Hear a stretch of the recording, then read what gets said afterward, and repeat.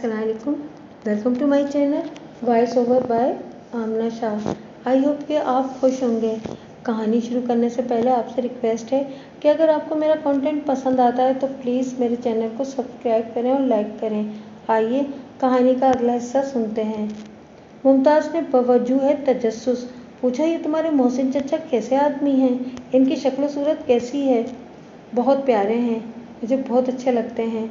मुमताज़ कुरेद कुरेद कर मोहसिन के बारे में पूछने लगी। रूबी के जवाबात से जो नक्शा सामने आया वो ये था कि मोहसिन चचा गोरा चिट्टा और खूबरू नौजवान है, अच्छे कपड़े पहनता है, अच्छी बातें करता है। इसके खूबसूरत बाल हर वक्त पेशानी पर बिखरे रहते हैं और वो बहुत ही हंसमुख और जिंदा दिल आदमी है। ये मुमताज़ के आइडियल महबूब का नक्शा भी था।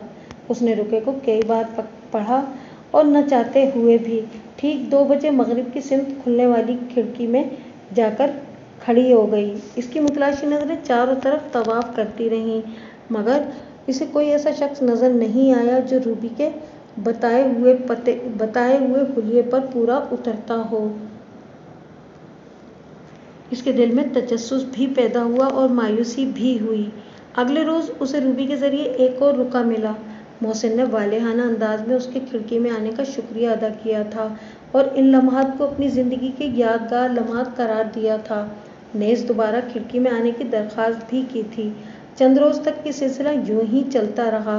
मुमताज़ मोहसिन के रुके जो रफ्ता रफ्ता तवील होते जा रहे थे वसूल करती रही और खिड़की में जाती रही, लेकिन मोहसिन कहीं नज़र नहीं आता था। गालिबन वो छुपकर उसे देखता था। मुमताज़ के दिल में अपने पुरस्कार परिस्तार को देखने की ख्वाहिश शिद्दत इख्तियार करती जा रही थी। वो खुद उसे देखने की ख्वाहिश का इजहार करना नहीं चाहती थी, लेकिन बिलाखिर वो मजबूर हो गई। उसने पहली दफ़ा मोहसिन के नाम रुका लिखा और पूछा, क्या आप मुझको ही देखते रहेंगे या खुद भी कभी सामने आएंगे? इस सवाल का जवाब ये मिला, डरता हूँ कि आप मुझे देखकर मुझसे नफरत न करने लगें। मैं चाहता हूँ कि पहली दफ़ा आप मुझे करीब से देखें ताकि अगर आपको मुझ में कोई खामी नज़र आए तो मैं इसकी वजाहत कर सकूँ। इस बात ने मुमताज़ को शीशोपन में मुब्तला कर दिया। उसने रूबी से कुरेद कुरेद कर पूछा, मगर वो मोहसिन के बारे में कोई ऐसी बात ना बता सकी जिसे खामी कहा जा सकता। एक रुके के बाद मुमताज़ ने मोहसिन के ख़तों के जवाबात देने शुरू कर दिए। उसने मोहसिन से तस्वीर भी मांगी, मगर जवाब इनकार में मिला। मोहसिन रूबरू पेश होना चाहता था। ख़त किताबत ने दोनों को खासा करीब कर दिया था। मुमताज़ अपने आइडियल से मिलने की खुद भी ख्वाहिशमंद थी, लिहाजा ख़तों के ज़रिए दोनों ने मुलाकात के लिए वक्त और जगह का तयन कर लिया। ये जगह मोहसिन के एक दोस्त का घर थी। घर में इस वक्त कोई नहीं था, ताहम मुमताज़ रूबी को साथ लेकर गई थी। जब उसने मोहसिन को देखा तो दम बखुद रह गई। वो इसके तसव्वुर से ज़्यादा खुशशक्ल एक माँ का सजीला नौजवान था। उसने बोस्की का कुर्ता पहन रखा था। उसका रंग गोरा चिट्टा, पेशानी कुशादा और बाल भूरे थे। उसने झुकी हुई नज़रों से मुमताज़ को सलाम किया और सर झुकाकर उसके सामने बैठ गया। सूरत हाल मुमताज़ के अंदाजे से बिल्कुल उलट थी। वो घर से रवाना होते वक्त खासी नर्वस थी और सोच रही थी कि वो किस तरह गैर मर्द की नज़रों का मुकाबला करेगी और किस तरह इससे बातें करेगी, मगर वो मर्द तो उसके तसव्वुर से भी ज़्यादा शर्मीला निकला। वो दोनों हाथ घुटनों में दबाए और आंखें नीचे किए यूं उसके सामने बैठा था जैसे कोई पुजारी अपनी देवी की मूर्ति के सामने बैठा हुआ हो। मुमताज़ कुछ देर तक उसके बोलने का इंतज़ार करती रही, फिर बोली, क्या हम यूं ही चुप बैठे रहेंगे? नहीं, मोहसिन के मुंह से बारीक सी आवाज़ निकली। तो फिर कोई बात करें। आप बात करें, मैं सुनता हूँ, मोहसिन ने कहा। आवाज़ इतनी मध्यम थी कि मुमताज़ को आगे झुकना पड़ा। आप तो लड़कियों की तरह शर्मा रहे हैं। जी, मोहसिन के होठों पर शर्मीली सी मुस्कुराहट नमूदार हो गई। मैं आपका मुजरिम हूँ। मुमताज़ को उसकी आवाज़ कुछ मानूस सी मालूम हुई। मुजरिम तो आप वाकई हैं। आपके इस शर्मीलेपन ने मुझे घर से निकलने पर मजबूर कर दिया है। क्या सज़ा दी जाए आपको? मोहसिन ने दोनों हाथ आगे कर दिए और बोला, मुझे हमेशा के लिए कैद कर लें, यही मेरी सज़ा है। तभी मुमताज़ ने उसकी आवाज़ पहचान ली और उस पर हैरत का पहाड़ टूट पड़ा। वो शख्स जो आंखें नीची किए इसके सामने बैठा था, वो दरहकीकत फीका मोची था। वो मशहूर डाकू जिसकी दहशत से पूरा कस्बा कांपता था, वो उसके सामने बैठा लड़कियों की तरह शर्मा रहा था। मुमताज़ हैरत से गुंग हो गई। کئی لمحوں تک اس کے منہ سے کوئی آواز نہیں نکل سکی۔ محسن اور فیکا موچی سمجھ گیا کہ ممتاز نے اسے پہچان لیا ہے۔ میں جانتا تھا کہ آپ مجھے پہچان لیں گی، اس نے کہا۔ وہ اسی طرح آنکھیں نیچے کیے بیٹھا تھا۔ اس لیے میں آپ کا سامنا کرتے ہوئے گھبراتا تھا، مجھے معاف کر دیں۔ تمہاری یہ تبدیلی میری سمجھ سے باہر ہے، ممتاز نے ایک طویل توقف کے بعد کہا۔ کہیں تم نے مجھے دھوکہ دینے کے لیے تو یہ بہروپ نہیں بھرا؟ تم فیکے موچی ہو نا؟ ہاں، یہ میرا ہی نام تھا۔ میں نے وقتی ضرورت کے تحت یہ نام اختیار کیا تھا۔ ویسے میرا اصل نام محسن رفیق ہے، لیکن کیوں؟ ممتاز نے جاننا چاہا۔ تم یہ سب کچھ کیوں کرتے رہے؟ تم دیکھنے میں تو شریف آدمی لگتے ہو۔ میں نے جو کیا وہ میری جہالت تھی، لیکن میں اپنی مظلومیت کی کہانی آپ کے سامنے بیان نہیں کروں گا، کیونکہ اس ظلم کی وجہ سے جو راستہ میں نے اختیار کیا وہ برا تھا۔ میں آپ کا شکر گزار ہوں کہ آپ نے میری آنکھیں کھول دیں۔ اس کے چہرے پر عاجزی اور شرمیلے پن کے سوا کچھ نہیں تھا۔ اس بات نے ممتاز کو بہت متاثر کیا کہ پورے قصبے میں دہشت والا ڈاکو نہ صرف یہ کہ اس کی پرستش کرتا تھا، بلکہ اس کے سامنے سر اٹھا کر بات بھی نہیں کر رہا تھا۔ پھر وہ شکل و صورت اور قد و قامت کے لحاظ سے ایک مثالی نوجوان تھا۔ اس کا رکھ رکھاؤ اور رویہ مہذب لوگوں جیسا تھا۔ اس نے ممتاز کے ایک سوال کا جواب دیتے ہوئے کہا کہ مجھے اس بات کا اعتراف کرنے میں کوئی حجاب نہیں کہ ایک پشت پہلے ان کے خاندان کے بعض لوگ جوتے گانٹ کر گزر بسر کرتے تھے۔ اسی نسبت سے اس نے خود ہی اپنے نام کے ساتھ لفظ موچی لگا لیا تھا۔ اس کی ایک وجہ یہ بھی تھی کہ وہ پولیس کو اپنے بارے میں غلط فہمی میں مبتلا کرنا چاہتا تھا، اور اس کی یہ چال خاصی کامیاب بھی ہوئی۔ پولیس نے اس کی تلاش میں آس پاس کے علاقوں میں رہنے والے موچی خاندانوں کو کھنگال مارا تھا۔ قصہ مختصر یہ کہ ممتاز کو بھی اس سے محبت ہو گئی۔ کچھ عرصے دونوں میں چوری چھپے خط و کتابت چلتی رہی۔ محسن نے ممتاز کو کئی تحائف بھی دیے۔ یہ بات چھپی ہوئی نہیں رہ سکتی تھی۔ ممتاز کی ماں ولایت بیگم کو بیٹی کی پراسرار سرگرمیوں کی وجہ سے شبہ ہوا۔ اس نے اس سے سختی سے باز پرس کی۔ ممتاز نے محسن کے بارے میں سب کچھ بتا دیا۔ ولایت بیگم کے پیروں تلے سے زمین نکل گئی۔ اس کی بیٹی ایک ڈاکو کی محبت میں گرفتار ہو گئی تھی۔ اگر دنیا کو یہ بات معلوم ہو گئی تو پھر کیا ہوگا؟ ممتاز نے ماں کی منت کی کہ وہ صرف ایک بار محسن سے مل لے، پھر اس کے بارے میں جو چاہے فیصلہ کرے۔ تم پاگل ہو گئی ہو، ولایت بیگم نے غصے سے کہا۔ تمہارا دماغ خراب ہو گیا ہے۔ میں اس کالے چور کی شکل دیکھنا بھی پسند نہیں کرتی۔ اس بھنگی کو دیکھ کر میں ضرور بے ہوش ہو جاؤں گی۔ خونخوار شخص سے خدا بچائے۔ لیکن ممتاز نے محسن کی تعریفوں کے پل باندھ دیے اور اپنی ماں کو اس سے ملنے پہ مجبور کر دیا۔ ولایت بیگم نے کہا کہ وہ 5 منٹ سے زیادہ وقت نہیں دے گی، اور اسی دوران میں اس کو ڈاکو کو بات کر لینی پڑے گی۔ محسن اور فیکے موچی کو صبح کے 10 بجے گھر بلایا گیا۔ اس وقت گھر کے مرد اپنے کاموں پر گئے ہوئے تھے۔ ولایت بیگ نے جب ایک خونخوار کالے چور کے بجائے ایک خوبرو اور بانکے سجیلے نوجوان کو بیٹھک میں داخل ہوتے ہوئے دیکھا تو اس کی آنکھیں دنگ رہ گئیں۔ اسے یقین نہیں آیا کہ یہ وہی ڈاکو ہے جس کی رنگت کالی سیاہ، چہرے پہ جھاڑ جھنکار داڑھی اور ہاتھ میں رائفل تھی۔ بیٹھک میں داخل ہونے والا تو ایک مہذب اور شرمیلا نوجوان تھا۔ وہ کسی پہلو سے فیکا ڈاکو نہیں لگتا تھا۔ ولایت بیگم پردے میں رہنے کی شرط بھول کر سامنے آ گئی۔ محسن نے اپنی باتوں سے ماں کو بھی اپنا گرویدہ بنا لیا۔ اس نے اسے یقین دلایا کہ وہ چوری ڈکیتی سے توبہ کر چکا ہے اور آئندہ باعزت زندگی گزارنے کا عزم رکھتا ہے۔ ان ساری باتوں کے باوجود ولایت بیگم ایک سابق ڈاکو کو اپنا داماد بنانے پر تیار نہیں تھی۔ یہ بات ہمیشہ چھپی نہیں رہ سکتی تھی۔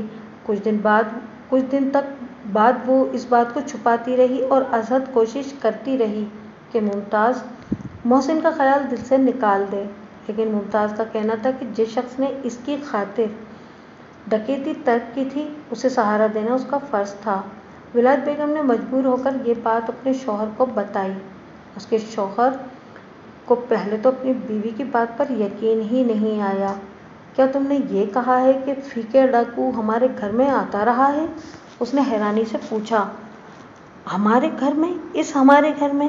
ہاں ہاں، میں نے یہی کہا ہے، ولایت بیگم نے جواب دیا۔ تم اسے دیکھو گے تو دنگ رہ جاؤ گے۔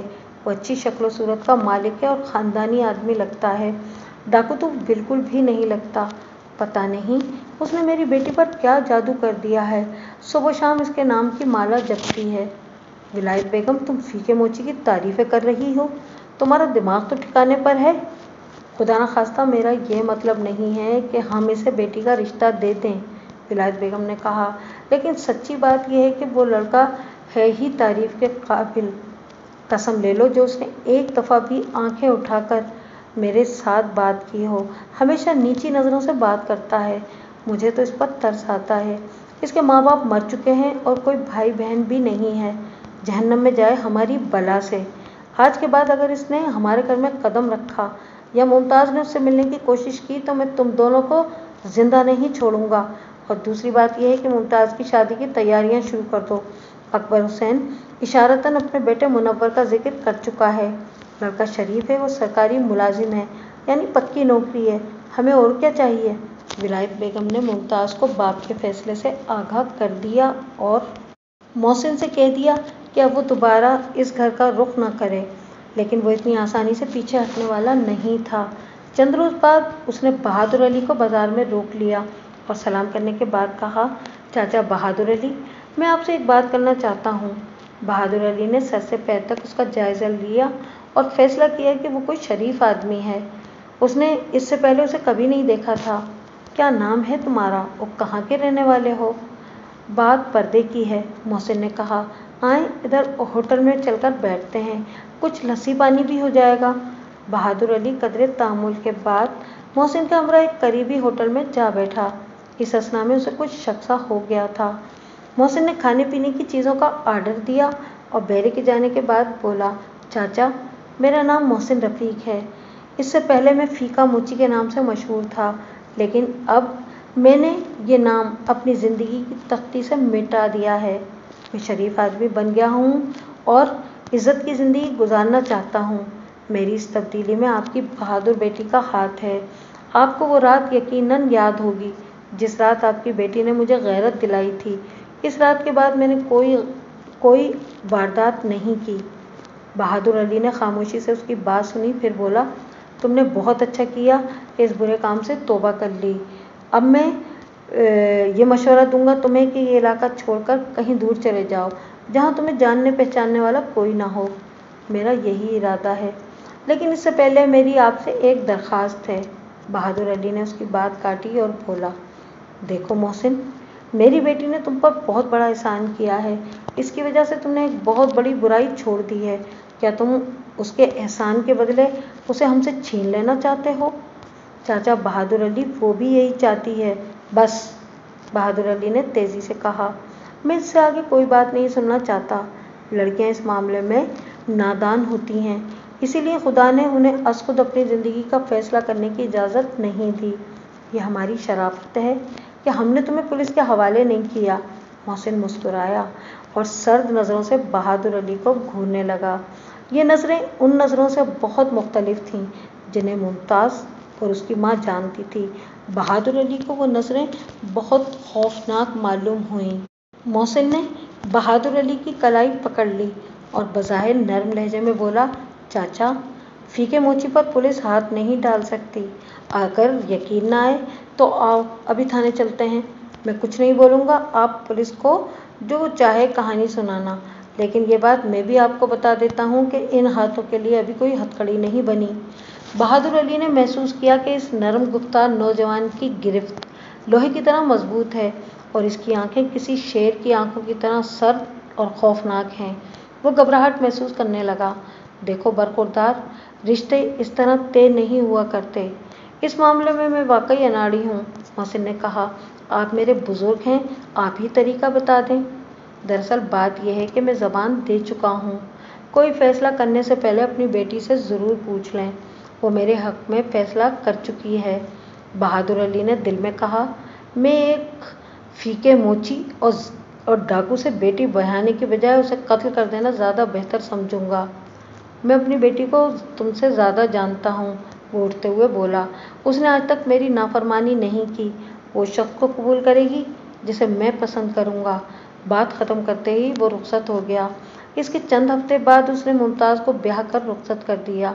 मोहसिन ने इस एतमाद से शराफत का सबूत दिया कि शादी में कोई रुकावट नहीं डाली। हवलदार की ज़बानी ये कहानी सुनने के बाद मैं इस नतीजे पर पहुंचा कि इस दोहरे कत्ल में मोहसिन रफ़ीक और फ़ीके का हाथ है।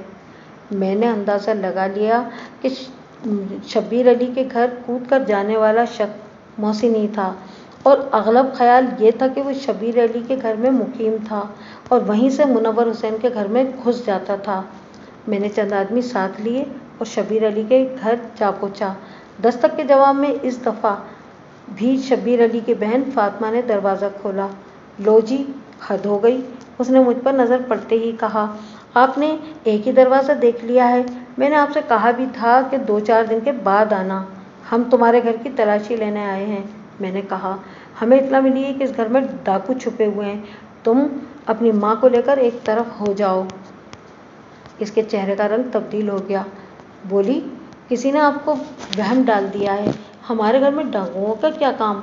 कोई बात नहीं, मैंने कहा। अगर डाकू न मिले तो हम वापस चले जाएंगे। 2-4 मिनट की तो बात है। उसने हमें रुकने के लिए कहा और दरवाज़ा भेड़कर वापस चली गई। मैंने 2 आदमी पिछली गली में और एक आदमी मुनव्वर हुसैन के घर में मुतय्यन कर दिया था। फातिमा के जाने के 2 मिनट बाद मैं दरवाज़ा खोलकर अंदर दाखिल हो गया। सामने छोटा सा कच्चा सहन था, आगे 3-4 कमरे बने हुए थे। मैं हवलदार के हमरा कमरे के दरवाजे के करीब जा पहुंचा। अंदर से किसी मर्द के बोलने की आवाज़ आ रही थी। फीके मोची, बाहर आ जाओ, हवलदार ने ज़ोर से आवाज़ लगाई। मकान को घेरे में ले चुके हैं, खाली हाथ बाहर आ जाओ। लम्हे भर के बाद दरवाज़ा खुला और एक 30-32 साला शख्स बाहर आया। उसने धोती के ऊपर बनियान पहन रखी थी और खासे मजबूत जिस्म का मालिक था। क्या बात है जनाब, उसने बरहमी से कहा। आप कौन से कानून के तहत घर के अंदर घुसे हैं?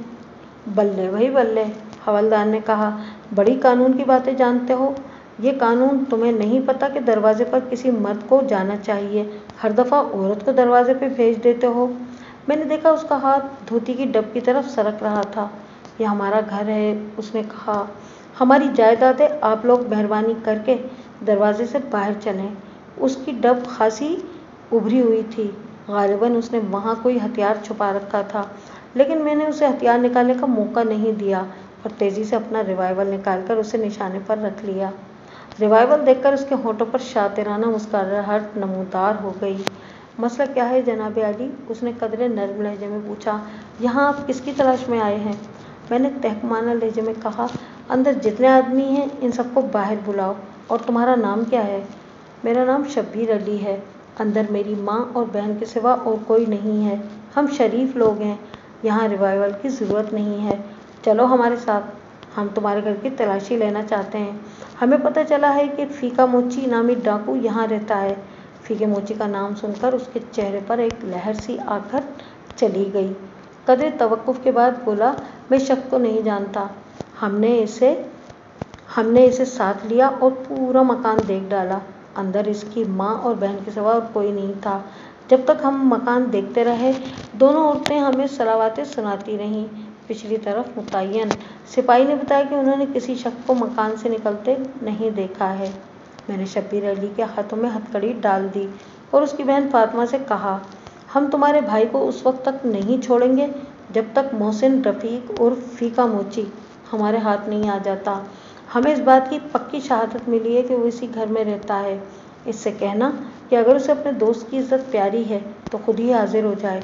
औरतें शोर मचाती रहीं, मगर हम शब्बीर अली को लेकर वहाँ से रुखसत हो गए। थाने पहुँचकर हमने शब्बीर अली से मैंने कहा, देखो शब्बीर अली, हमें तुम्हारे दोस्त फीके मोची का पता चाहिए। अगर तुम चाहते हो कि हम तुम्हें बाइज्जत तौर पर यहाँ से रुखसत कर दें तो हमें फीके का पता बता दो, वरना हम इस दोहरे कत्ल के मुकदमे में तुम्हारा नाम भी लिख देंगे। इन्हीं गवाहों ने कातिल को दीवार फांदकर तुम्हारे घर में घुसते देखा था। थानेदार साहब, वारदात वाले रोज़ मैं घर में मौजूद नहीं था। मुझे नहीं मालूम था कि कौन हमारे घर में घुसा था। हो सकता है कि वो एक तरफ से घुसा हो और दूसरी तरफ से बाहर निकल गया हो। اور میں کسی فیکے موچی کے بارے میں کچھ نہیں جانتا۔ تم کام کیا کرتے ہو؟ میں ٹھیکیداری کرتا ہوں۔ اچھا، تمہاری بہن نے تو کہا تھا کہ تم غلے کا کام کرتے ہو۔ غلے کا کام بھی کبھی کبھی کر لیتا ہوں۔ غلے کے 2 آڑھتیوں کے نام بتاؤ، میں نے کہا۔ ایسے 2 جو کہ تمہیں جانتے ہوں۔ وہ کوئی نام نہ بتا سکا۔ میرا اندازہ یہ تھا کہ وہ فیکے موچی کے گروہ کا آدمی ہے اور غالباً اس نے فیکے کے ایما پر ہی وہ مکان خریدا تھا تاکہ ممتاز کے قریب رہا جا سکے۔ شبیر علی خاصا سخت آدمی تھا۔ وہ کوئی بات بتانے پر تیار ہی نہیں تھا۔ میں نے اس کے بارے میں تفتیش کی تو پتہ چلا کہ وہ سزا یافتہ آدمی تھا۔ میں نے اسے ایک ASI کے حوالے کر دیا اور کہا کہ وہ اس سے فیکے موچی کے بارے میں اور گزشتہ وارداتوں کے بارے میں معلوم کرنے کی کوشش کرے۔ ASI 3-4 دن تک محنت کرتا رہا مگر کوئی بات معلوم کرنے میں کامیاب نہ ہو سکا۔ چوتھے یا 5ویں روز 2 آدمی اس کی ضمانت کروانے کے لیے اور وہ سزا یافتہ اور عادی مجرم ہے۔ ہم نے اس کا پچھلا اعمال نامہ منگوا لیا ہے۔ اسے ہم نے انہی گواہوں کے بیانات کی روشنی میں گرفتار کیا ہے، یہ ہم نے ضمانتیوں سے کہا۔ پولیس کے لیے عینی گواہوں کا حصول کوئی مشکل کام نہیں ہے۔ کیا مجھے اس سے ملنے کی اجازت ہے؟ میں نے ہیڈ کلرک سے کہا کہ وکیل صاحب کی شبیر علی سے ملاقات کروا دے۔ وکیل نے اپنے ساتھی کی طرف دیکھا۔ آپ شبیر علی سے ملنے؟ نوجوان نے کہا۔ میں ملک صاحب سے 2-4 باتیں کرنا چاہتا ہوں۔ ہاں، وہ کاغذ مجھے دے دیں۔ وکیل نے ایک کاغذ نکال کر خوش پوش نوجوان کو دے دیا اور اٹھ کر ہیڈ کلرک کے ہمراہ کمرے سے نکل گیا۔ خوش پوش نوجوان نے دونوں بازو میز پر ٹکائے اور خفیف سی مسکراہٹ سے میری طرف دیکھتے ہوئے بولا، خادم کو محسن رفیق کہتے ہیں۔ مجھے پتہ چلا تھا کہ آپ مجھ سے ملنا چاہتے ہیں، اس لیے میں حاضر ہو گیا۔ اس کے چہرے پر بے خوفی پائی جاتی تھی۔ میں نے اس کے رکھ رکھاؤ کا جائزہ لیتے ہوئے کہا، تو تم ہو فیکے ڈاکو؟ نو سر، محسن رفیق۔ اس نے بدستور مسکراتے ہوئے تصحیح کی۔ میرے میٹرک کے سرٹیفکیٹ میں میرا یہی نام لکھا تھا۔ میں فیکے ڈاکو کو نہیں جانتا۔ میں نے گھنٹی بجا کر حوالدار کو اندر بلایا اور کہا کہ فیکا ڈاکو ہے، اسے مہمان خانے میں لے جاؤ۔ 1 رات کی حوالتی کے بعد اس کو اپنا اصلی نام یاد آ جائے گا۔ حوالدار نے حیرت سے اس کی طرف دیکھا۔ وہ اس کے سوٹ اور فلیٹ ہیٹ سے خاصا مرعوب ہو گیا تھا۔ یہ فیکا ڈاکو ہے جی؟ اس نے حیرانی سے پوچھا۔ محسن نے ایک کاغذ میری طرف بڑھایا اور بولا، یہ ضمانت قبل از گرفتاری کا کاغذ ہے۔ مجھے پہلے ہی اندیشہ تھا کہ غلط فہمی ہو سکتی ہے۔ وہ پورا بندوبست کر کے تھانے آیا تھا۔ میں نے کہا، برخوردار، ضمانت منسوخ بھی ہو سکتی ہے۔ میرے پاس آدھی درجن سے اوپر گواہ ایسے موجود ہیں جو تمہیں فیکے ڈاکو کی حیثیت سے شناخت کر سکتے ہیں۔ اس کی خود اعتمادی میں کوئی فرق نہیں آیا تھا۔ وہ چند لمحوں تک متبسم نظروں سے میری طرف دیکھتا رہا، پھر بولا، ملک صاحب، فیکا ڈاکو مر چکا ہے، محسن رفیق زندہ ہے۔ کیا آپ محسن رفیق کو مار کر فیکے ڈاکو کو دوبارہ زندہ کرنا چاہتے ہیں؟ وہ بڑی بات گہری کہہ گیا تھا۔ میں نے جواب دیا، فیکے ڈاکو کو زندہ نہیں کرنا چاہتا میں اس بدبخت کو گرفتار کرنا چاہتا ہوں جس نے محبت کے نام پر اپنی محسنہ کو قتل کر دیا۔ نہیں، وہ قاتل اب زندہ نہیں ہے، اس نے کہا۔ اسے اس کے کیے گئے جرم کی سزا مل چکی ہے۔ میں تمہارا مطلب نہیں سمجھا۔ پہلے میری ایک بات کا جواب دیں، اس نے کہا۔ فرض کریں ایک شخص ایک مہلک ہتھیار سے آپ کی نظروں کے سامنے ایک کمزور عورت پر قاتلانہ حملہ کرتا ہے۔ آپ اس عورت کو بچانے کے لیے حملہ آور پر وار کرتے ہیں۔ وہ وار مہلک ثابت ہوتا ہے، حملہ آور دم توڑ دیتا ہے۔ کیا قانونی نقطۂ نظر سے آپ کا یہ فعل جرم کہلائے گا؟ ایسی صورت میں یہ فعل جرم نہیں کہلائے گا، میں نے کہا۔ لیکن اس مثال سے تم کیا ثابت کرنا چاہتے ہو؟ میں آپ کو فیکے ڈاکو کی چھوٹی سی کہانی سنانا چاہتا ہوں، بشرطے کہ آپ مجھے فیکا ڈاکو بنانے کی کوشش نہ کریں۔ دھمکی دے رہے ہو؟ اس نے عاجزانہ انداز میں ہاتھ جوڑے اور بولا، آپ کا نوکر ہوں جناب، دھمکی کیسے دے سکتا ہوں؟ آپ نے فیکے ڈاکو کا نام سنا ہے، کبھی اس کو دیکھا نہیں، نہ ہی کبھی وہ پکڑا گیا ہے۔ وہ دوبارہ پکڑا نہیں جائے گا۔ 6-7 سال تو نکال ہی جائے گا، ذرا سوچیں۔ 6-7 سالوں میں اس کے ہاتھ سے کتنا نقصان ہو چکا ہوگا۔ اسے اپنی قبر میں پڑا ہی رہنے دیں۔ اور اس نے جو جرم کیے ہیں، ملک صاحب، اس نے آج تک کسی انسان کو کوئی نقصان نہیں پہنچایا، البتہ لوگوں سے ٹیکس ضرور وصول کیا ہے، اور ٹیکس تو آپ بھی وصول کرتے ہیں، کئی اور محکمے کے لوگ بھی ٹیکس وصولی کرتے ہیں، البتہ وصولی کا طریقہ ہر ایک کا مختلف ہے۔ میں تمہاری اپیل پر غور کروں گا، میں نے کہا۔ کہانی سناؤ۔ اس نے تھرڈ پرسن میں پھیکے ڈاکو کی محبت کی کہانی سنائی۔ اس کہانی کی کچھ تفصیل تو آپ سن چکے ہیں۔ اس نے بتایا کہ وارداتوں کے دوران پھیکے کا کئی بار خوبصورت لڑکیوں سے واسطہ پڑ چکا تھا، لیکن ممتاز جیسی ذہین اور دلیر لڑکی اس کی نظروں سے کوئی نہیں گزری تھی۔ اس نے ممتاز کی خاطر ڈکیتی ترک کر دی اور اپنے دل میں یہ تہیہ کر لیا کہ وہ اس لڑکی کو پانے کی خاطر تمام برائیاں ترک کر دے گا، اور اس نے ایسا ہی کیا۔ وہ ممتاز کا دل جیتنے میں کامیاب ہو گیا، مگر اس کے والدین کو راضی نہ کر سکا۔ اس نے بتایا کہ وہ 2-3 دفعہ ممتاز کے باپ کے پاس ملا اور اس سے کہا۔ آخری ملاقات میں اس نے بہادر علی کے پیر تک پکڑ لیے، اس کی منت سماجت کی، لیکن بہادر علی نے اسے دھتکار دیا اور کہا کہ وہ ایک موچی سے اپنی بیٹی کی شادی نہیں کر سکتا۔ چاچا بہادر علی، موچی ذات نہیں پیشہ ہے۔ انسان صرف اس وقت تک موچی کہلاتا ہے جب تک کہ وہ موچی کا کام کرتا رہا ہو۔ محسن نے اسے سمجھانے کی کوشش کی۔ میں موچی نہیں ہوں، ہمارے دادا پردادا میں سے کوئی موچیوں کا کام کرتا تھا۔ میں پڑھا لکھا آدمی ہوں، عزت سے روٹی کما سکتا ہوں۔ بہادر علی پر اس کی منت سماجت کا کوئی اثر نہیں ہوا۔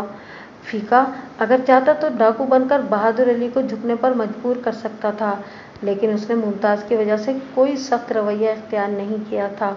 وہ محبت سے اسے اپنانا چاہتا تھا۔ ممتاز نے بھی اپنے طور پر بہت کوشش کی، لیکن جب وہ کامیاب نہ ہو سکی تو اس نے محسن سے کہا، محسن، میرا جسم کہیں بھی رہے، میرا دل اور میری روح تمہارے ساتھ رہے گی، اس لیے تم میری خاطر خاموشی سے پیچھے ہٹ جاؤ۔ محسن نے ایسا ہی کیا، لیکن وہ ممتاز کا خیال اپنے دل سے نہ نکال سکا۔ بالآخر اس نے منور حسین کے ساتھ والا گھر خرید لیا اور وہاں اپنے دوست شبیر علی کو آباد کر دیا۔ شروع میں اسے صرف ممتاز سے قرب کی خواہش تھی، وہ گاہے بگاہے اس کی ایک جھلک دیکھ لینا چاہتا تھا، لیکن رفتہ رفتہ اس نے باورچی خانے والی کھڑکی کو ممتاز سے رابطے کا ذریعہ بنا لیا۔ جب ممتاز باورچی خانے میں تنہا ہوتی تو وہ کھڑکی میں پہنچ جاتا اور اس سے باتیں شروع کر دیتا۔ ممتاز نے اپنے خط میں لکھا تھا کہ وہ موقع پا کر گھر میں گھس آیا تھا، مگر محسن نے اس بات کا اقرار نہیں کیا۔ نہ جانے دونوں میں سے کون جھوٹا تھا۔ وقوعہ والے روز ممتاز باورچی خانے میں ٹھہر کر منظور کا انتظار کر رہی تھی۔ اس موقع پر بیک وقت 3 باتیں ہوئیں۔ پہلی بات یہ ہوئی کہ منظور کی جیب کٹ گئی اور اسے وہاں پہنچنے میں تاخیر ہو گئی۔ محسن نے دیوار کے اوپر سے ممتاز کو تاریک باورچی خانے کے دروازے میں کھڑے دیکھ لیا۔ وہ سمجھا کہ ممتاز اس سے ملنے کے لیے وہاں گئی ہے۔ یہ دوسری بات تھی۔ اس نے درمیانی کھڑکی پر مخصوص سگنل دیا۔ ممتاز تاریک باورچی خانے میں چلی گئی اور کھڑکی کھول کر محسن سے باتیں کرنے لگی۔ تیسری بات یہ ہوئی کہ اتفاق سے منور حسین کی آنکھ کھل گئی۔ اس نے جب دیکھا کہ اس کی بیوی بستر پر موجود نہیں ہے تو وہ فکرمند ہوا اور اس کی تلاش میں باہر نکلا۔ جب اس نے باورچی خانے سے اپنی بیوی کو کسی مرد کے ساتھ باتیں کرتے سنا تو اس کی آنکھوں میں خون اتر آیا۔ اس نے اندر سے چھری نکالی اور دبے پاؤں باورچی خانے میں پہنچا اور ممتاز پر پے در پے وار کرنا شروع کر دیے۔ محسن تیزی سے دیوار پھاند کر ان کے گھر میں داخل ہوا۔